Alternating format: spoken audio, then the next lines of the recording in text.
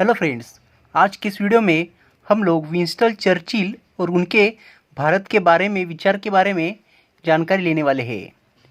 द्वितीय विश्व युद्ध के मुश्किल समय में ब्रिटेन को जीत दिलाने वाले तत्कालीन ब्रिटिश पीएम विंस्टन चर्चिल को कई सर्वेक्षणों में दुनिया का सबसे महान राजनीतिज्ञ करार दिया जाता है।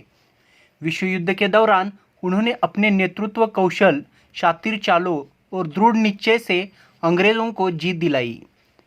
लेकिन भारत को लेकर विंस्टन चर्चिल की राय बेहद निचले दर्जे की थी। विंस्टन चर्चिल का मानना था कि भारतीयों में शासन करने की योग्यता नहीं है और अगर भारत को स्वतंत्र भी कर दिया जाए तो भारत पर शासन नहीं कर पाएंगे और ये देश बिखर जाएगा। चर्चिल का कहना था कि आज़ादी के बाद से ही भारत की सत्ता दुष्टों, बदमाशों और लुटेरों के हाथों में चली जाएगी। लेकिन भारत की आज़ादी के 75 साल बाद इस देश ने न सिर्फ चर्चिल के पूर्वाग्रहों को ध्वस्त कर दिया, बल्कि इसी भारतवंशी का एक संतान आज ब्रिटेन के सर्वोच्च ऑफिस पर आसीन हो गया है।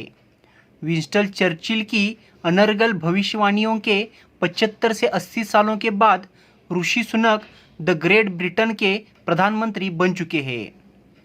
आज तक के एक रिपोर्ट के अनुसार भारत के स्वतंत्रता संग्राम के दौरान जब ब्रिटिश संसद में भारत की आज़ादी पर चर्चा होती तो चर्चिल बिना किसी संकोच के अपनी राय रखते। मैं ब्रिटेन का प्रधानमंत्री इसलिए नहीं बना हूँ कि भारत को स्वाधीनता देकर ब्रिटिश साम्राज्य का दिवाला निकाल दूँ। भारत सदियों से ब्रिटेन का गुलाम रहा है।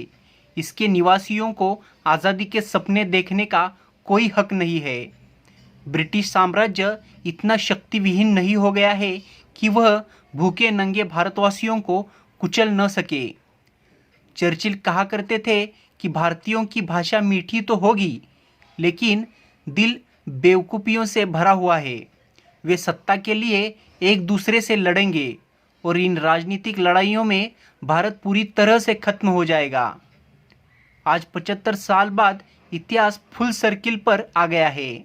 1980 में ब्रिटेन में जन्मे एक भारतवंशी ऋषि सुनक मात्र 42 साल की उम्र में उस देश के प्रधानमंत्री बनने जा रहे हैं जिस देश के नागरिकों ने भारत पर 200 साल राज किया।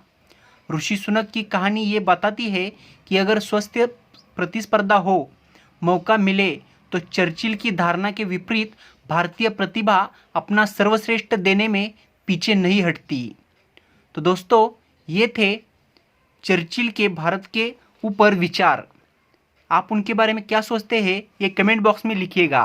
साथ ही वीडियो पसंद आया तो वीडियो को लाइक कीजिए, शेयर कीजिए और चैनल को सब्सक्राइब करना ना भूलिए। जय हिंद, जय भारत।